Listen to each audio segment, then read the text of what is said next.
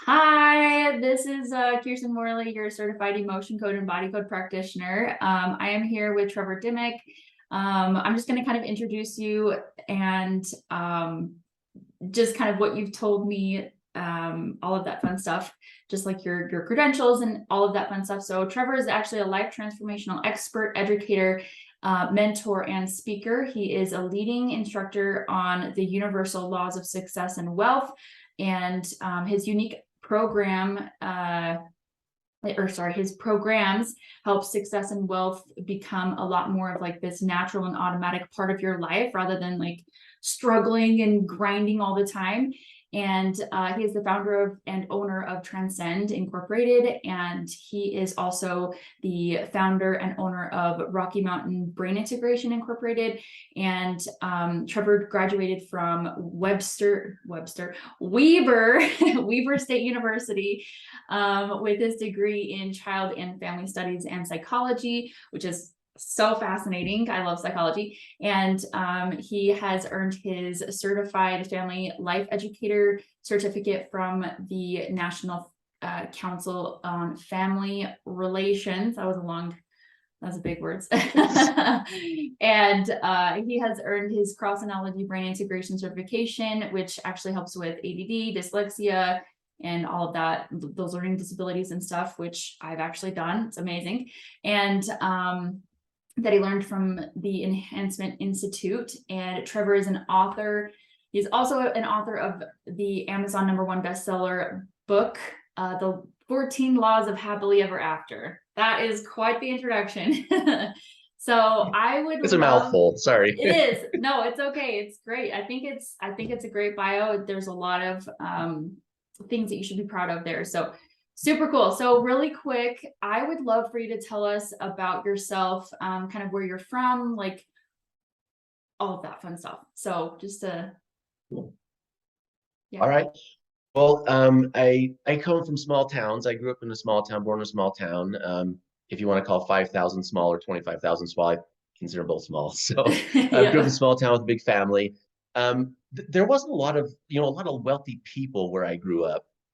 And so I grew up with this mindset, more of a poverty or, like middle class mindset about money. And the people who had wealth were, they weren't very nice people. And so I had a lot of these, beliefs about negative beliefs about money and what money does to people and what you do with money.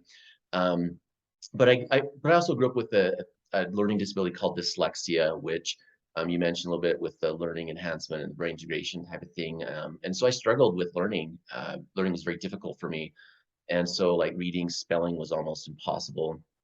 I graduated from high school barely by the skin of my teeth with like a 1.9 GPA. Yeah, right. It was awesome, right? I was very proud of myself. There was like, oh, you can do so good in college, but don't ever go, kind of thing.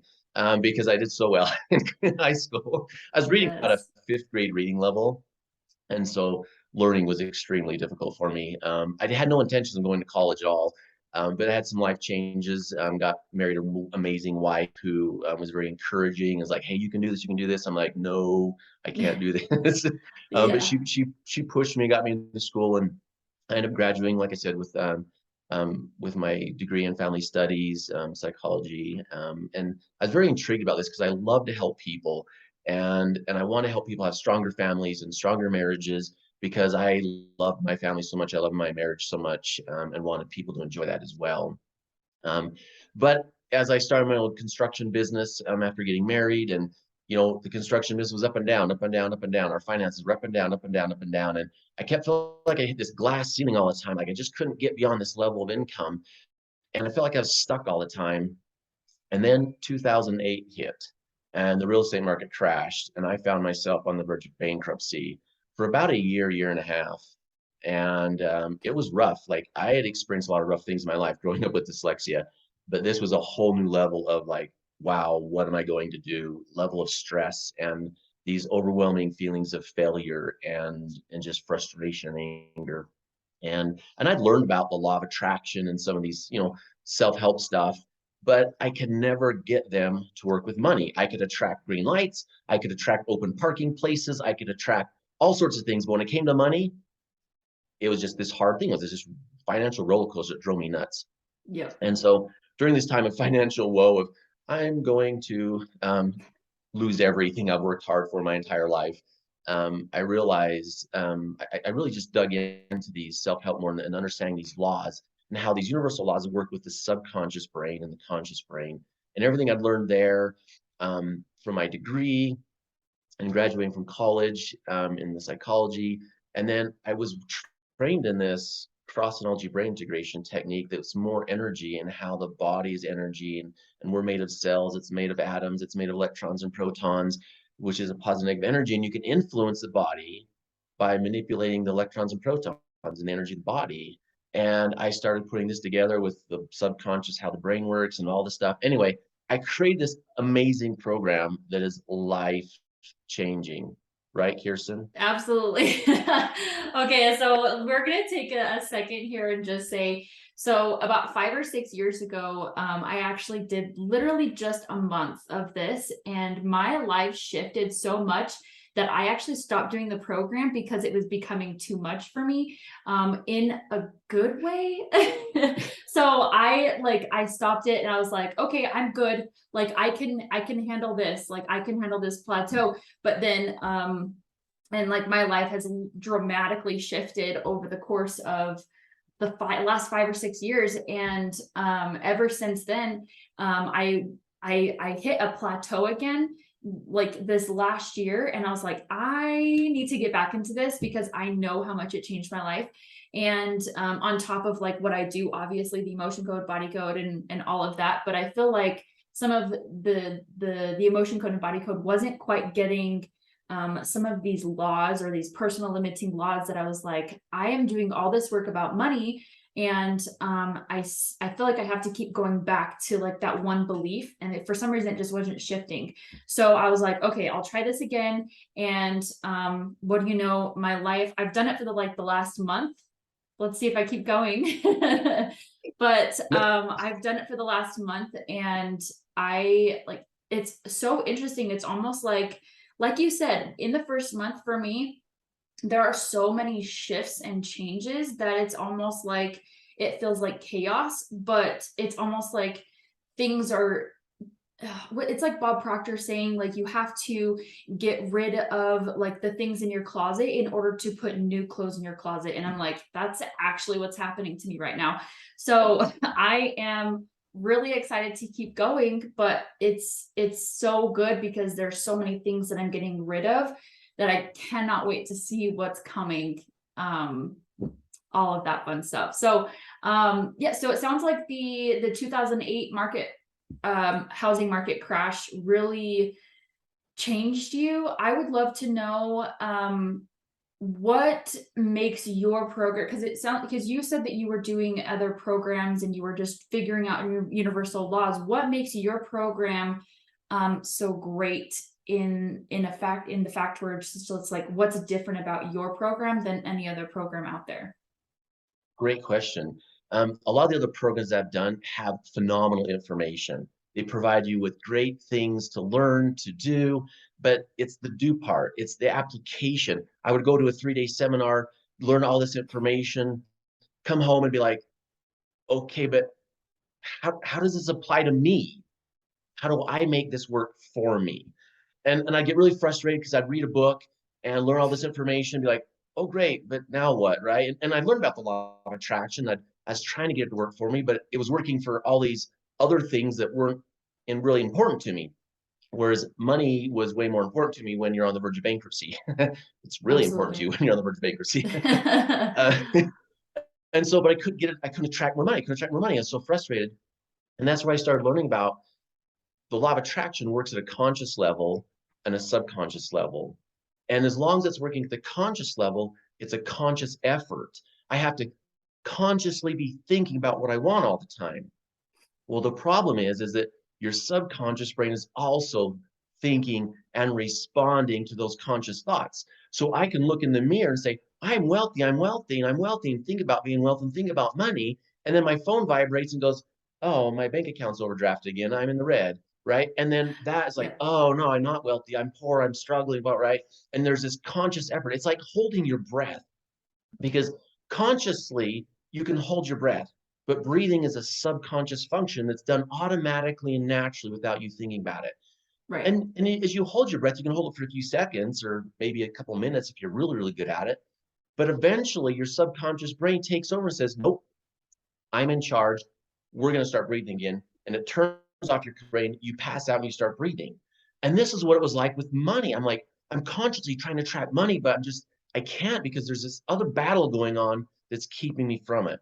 And that's where I could attract an open parking place or a green light, but because my subconscious brain didn't have a problem with that. But my subconscious brain had a big problem with money because growing up in these smaller towns with only knowing a few wealthy people, and those people being more bad people, so to say, or more prideful or arrogant, or they would use people. I had these beliefs or these personal laws that money made people bad, that money made you be a selfish person or use people. And so my subconscious brain, as I'm trying to consciously attract money, my subconscious brain saying, no, no, no, that'll make you a bad person. You can't have money, right? And so that's why the law of attraction worked over here with parking lots or parking places or green lights, because I had no beliefs that said that was going to make you a bad person if you get a green light or a Yeah. front row parking place, right? That like in the secret talks about. But I did have a lot of beliefs that said money's bad. Money will make you bad. Money makes you have spoiled kids. Money, there's all these personal beliefs that would then cause me to attract the opposite of what I want, money, right? And so I Right. developed this way to go in and change those personal laws. Very effective. Go in and change those personal laws so that those laws support what you want consciously. And so the conscious brain and the subconscious brain both support what you're attracting. And now the law of attraction works phenomenal and fast. Right. No, Does it, that's Kirsten? a I'm yeah. asking you. Oh. It's so insane like how it's so insane how fast things can shift. And to me, it's almost like a month is like a really long time when you're living through it. But by the time things start falling into place and working out for you, it's like, or like once things like start like working and I'm like, oh, that was easy, you know?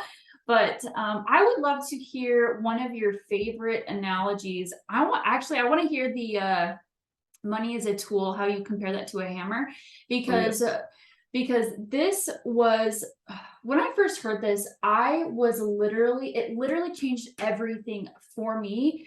And when it comes to like thinking about how money works, because like you said, when things are attached or situations are attached to money, it changes your perspective of money. It's like, oh, they have money, so I can't have it because they're a bad person, and I don't want to be a bad person. So it's just like associating certain things with certain situations and money. So I can't have money. Does that make sense? So I would love to hear your analogy in your words because you always say it really great. So So one of the problems with money is when we attach an emotion to it, like money's good or money's bad, right? And money is neutral. Money doesn't have a value, but we give it value. And so I say money is a lot like a hammer or a tool. It's really who's swinging it. A hammer can be used to build your mansion and make it beautiful and wonderful. And the same hammer can be used to tear that mansion apart, board by board, nail by nail. So it really depends on who's swinging the hammer. Is it a contractor that builds home, or is it a demolition crew that tears down homes, right? It's the same tool, and money's exactly the same. When you put money in the hands of someone who's good, it does amazing, great things. When you put money in the hands of someone who's bad, it does horrible things, right? But if we grow up in an environment where all we see is the bad of money or hear about the bad that money does, we can attach that negative emotion to money. Now, you don't want to put a negative emotion or vibrational frequency to money, right? Because when you send it out in the world, right, when you pay your taxes, are you giving it a positive vibration or negative vibration, right? If you give it a positive vibration, it's going to come back to you tenfold, hundredfold, thousandfold. If you give it a negative vibration, it's going to come back less, decreased, wanting more from you. Excuse me. And so that's where you have to look at this. Have I given this negative emotion or negative vibration to my money, what money is, or do you realize that it is absolutely neutral and you get to decide how to use it and what vibration you give to it? yes. Does that Oh make my sense? gosh. Absolutely. And I think the best way that I understand it is it's almost like it magnifies who you are as a person. So if you want to know what kind of person you are, you know, give them $1 million. Just kidding. Not really, but Well, but you get and the important thing about this too is this program is not just about money. This program focuses on 5 areas of your life. right. It focuses on wealth and creating more wealth. It focuses on your relationships. It focuses on your health, your personal development, and your spirituality, because we want you to be an all-around good person. We don't want to just have you attract more money in your life. We want you to keep balance in your life so that you do good things with the wealth that you create. Right. So let me ask you this then. How would this change? Because I guess the best way to describe it is it's almost like it's creating a ripple effect within your family. So, you know, if you have like naughty kids, how would you associate, like, do you know what I'm asking? It's almost like that feeling of like, how can you help other people change by changing yourself? Okay. Well, as you start to change these personal laws, you start to interpret yourself differently. You start to see your world differently, and those around you start to see you differently. One of the things when I teach this class in person, I get a few people like, "Well, I don't want leadership. I don't want to be in the spotlight. I don't." I'm like, "Well, tough, because you're going to be there. You naturally get put into these positions because people start to see you differently. They start to see you as a resource, not for your money, but for help, for support, for anything mentally, emotionally, physically. You just naturally fall into these leadership roles where people start to see you as a mentor. And your kids will start to see you differently and respond to you differently. So the best example I can give probably would be, so for example, if I have self-worth issues, okay, because I have attached myself to money, and how much money I has dictates how good of a person I am, right? Bad. This is really bad, by the way. This is how I was before that crash, the 2008 real estate crash when I almost lost everything. And one of the, just a little side note here, one of the best things that happened from that, it was a horrific experience. I wouldn't want to wish it on my worst enemy. And at the same time, I wish everyone could go through it, because what it did for me is it detached me from money and me. No, I wasn't money anymore. Money didn't represent me anymore. I realized money was just stuff, right? And you had to maintain that stuff and take care of that stuff and replace that stuff.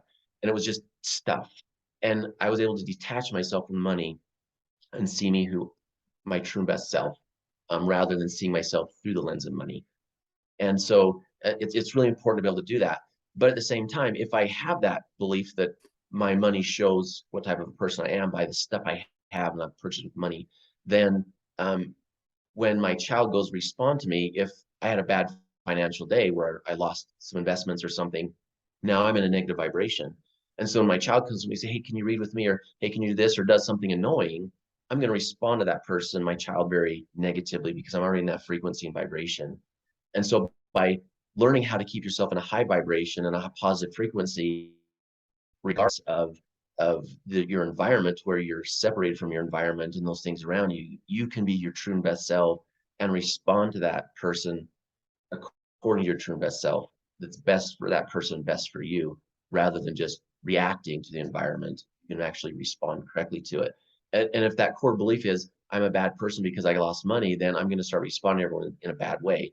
But if my core belief is, I'm a perfect person, or I'm an amazing person, or I'm a great person, and I had a bad financial day, then that's not going to affect me, how I respond to my children, my wife, or my friends, or my coworkers, or my employees, or anything else. So it completely changes how you respond to your environment naturally and automatically by just changing those beliefs or those personal laws.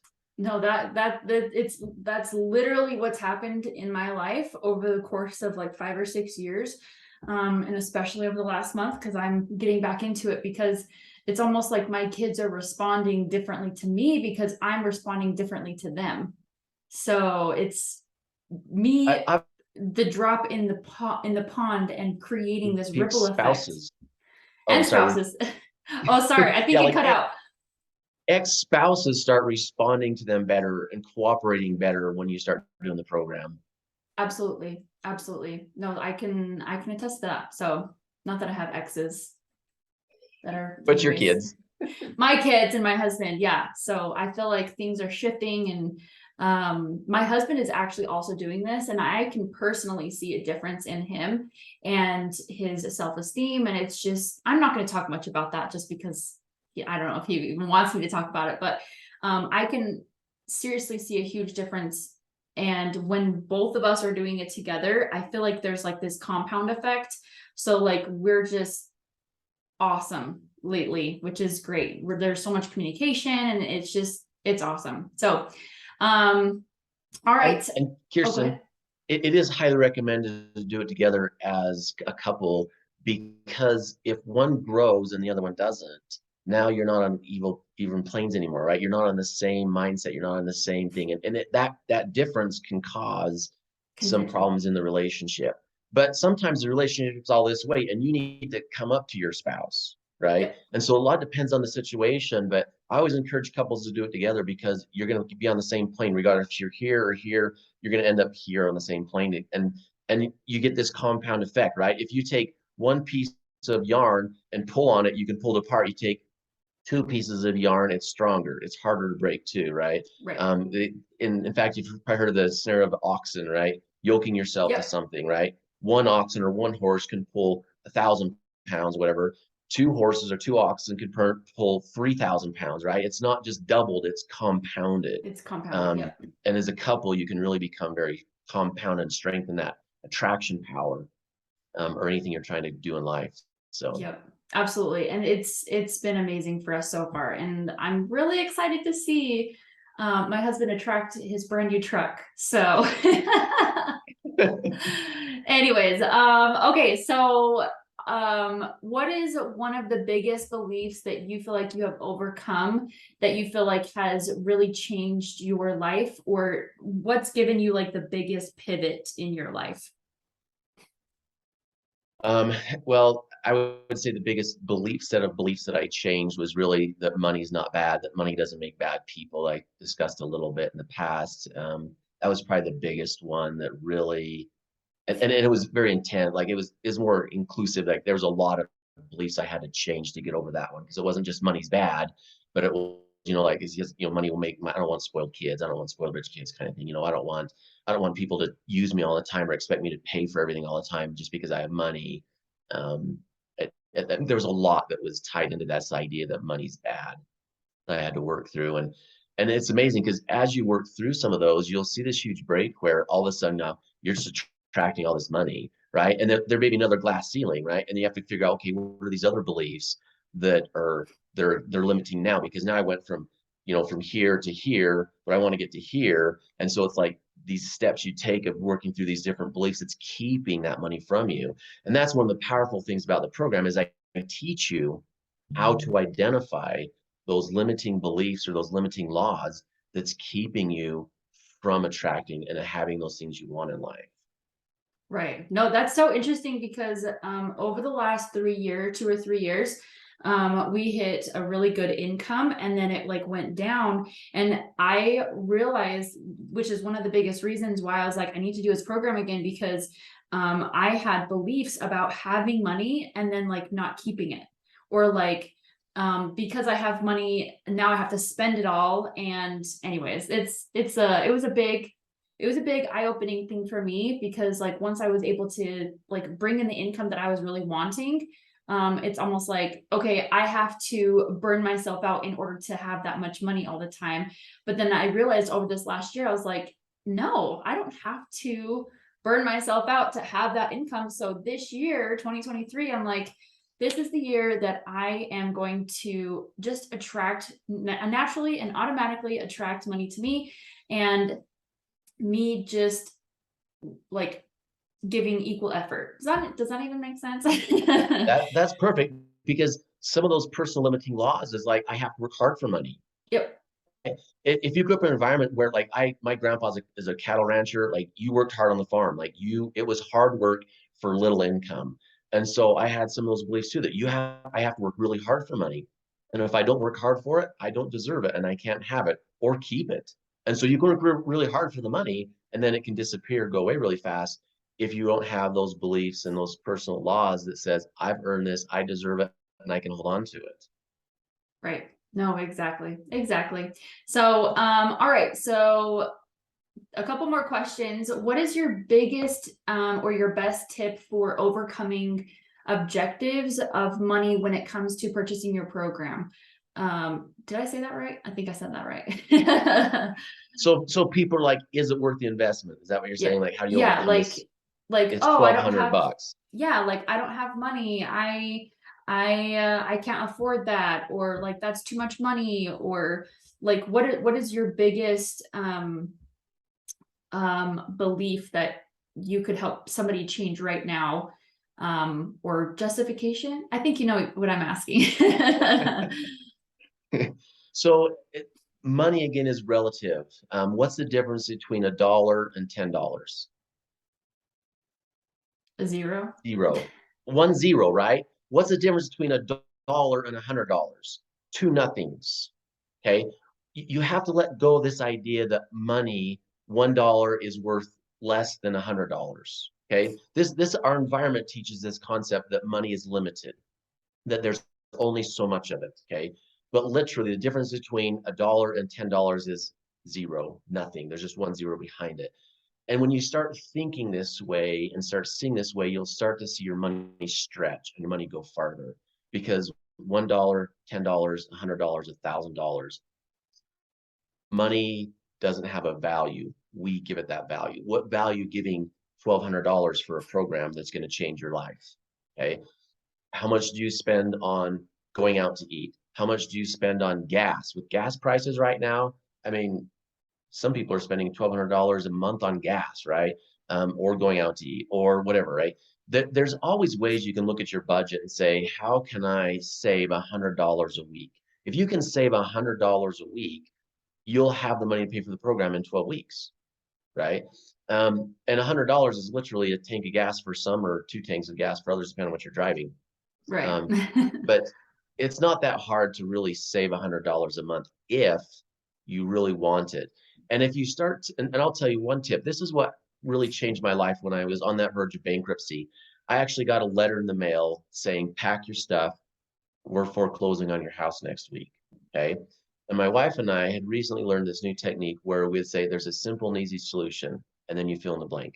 And so my wife and I both at the same time, all for the next 2 or 3 days, we said literally, there's an easy and simple solution to keep our house. There's an easy and simple solution to keep our house. And we said that probably 5 million times in like a 24, 40-hour time frame. Okay. And literally, I very seldom watch the news or TV because it's just a waste of time and it's all crappy. That's my personal opinion. Sorry, we cut that out. I agree. I don't watch the Anyway, news either. it's just a waste of time. In fact, was it I think it was James Arthur Ray said, rich people have big libraries, poor people have big TVs, right? And so I don't really watch a lot of news, but for some reason I just decided to watch the news that day, and they were talking about this lawsuit was going on with the financial institution. Anyway, blah blah blah. Come to find out, there was a solution, and simple and easy solution came right on the news for me. I called my bank. I said this, this, and this, and the next day they says you've been approved for refinance with a 0% interest rate that we'd been trying for a year, right? Oh my And all of a sudden, I was gosh. like, there's a simple easy solution. There's a simple easy solution. So if you're like, well, I'd really like to do the program, but I don't have the money, just repeat over and over in your head as much as you can, like holding your breath. There's a simple and easy solution for $1,200 to pay for this program. And you'll be surprised how fast it comes.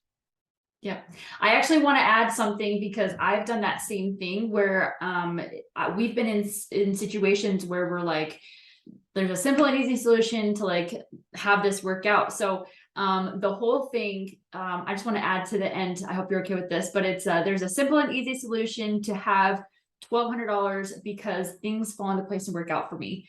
Like right at the end, like I can't even tell you how many times I have said this, where like I'm in the middle of something and then like something happens and I'm like, oh, it worked out because things fall into place and work out for me. I was like, oh my gosh, like it's freaking amazing. And it's by far one of my favorite affirmations because it's kind of like there's a trend going on TikTok right now that's it's like the lucky girl syndrome.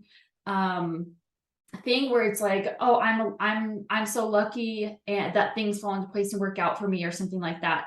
And people are starting to say it and it's working for people. So for me, whenever I have a situation like in the same kind of the same idea where I just need to say there's a simple and easy solution to have so much money because things fall into place and work out for me. And what do you know? It shows up. So yes. Did you know that luck is an acronym? It stands for laboring under correct knowledge. And There you go. by saying there's a simple and easy solution, you are laboring under correct knowledge. You're telling the universe, you're sending out the vibrational frequency, saying there's a simple solution to this. And then it reveals itself because you're laboring under correct knowledge, L-U-C-K. Awesome. Oh my gosh. I totally, now that you say that, I'm like, that makes sense. That makes sense. I remember that now. Awesome. Well, thank you so much, Trevor. I really appreciate you being on here. So this is recorded. So just so you know, if you are wanting to get your hands on this program, I'm going to leave the link below. And Trevor has been so kind in giving me a discount code just for you guys. That way you can have $200 off the program. And so now you only have to attract $1,000. I mean, that's way easier now, right? But as far as all of that, the discount code is going to be in the description below. And it's also the link for not only your the program, the Transcend program, but also the brain integration. I'll put that down there just so, because I worked with him before and he actually helped me with my ADD. I was able to go off of 30 milligrams of Adderall. I was literally on it for 8 years and I was not being able to comprehend anyways.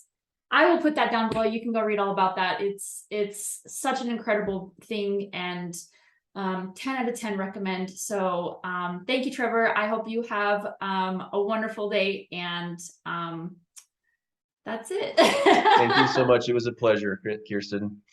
Thank you.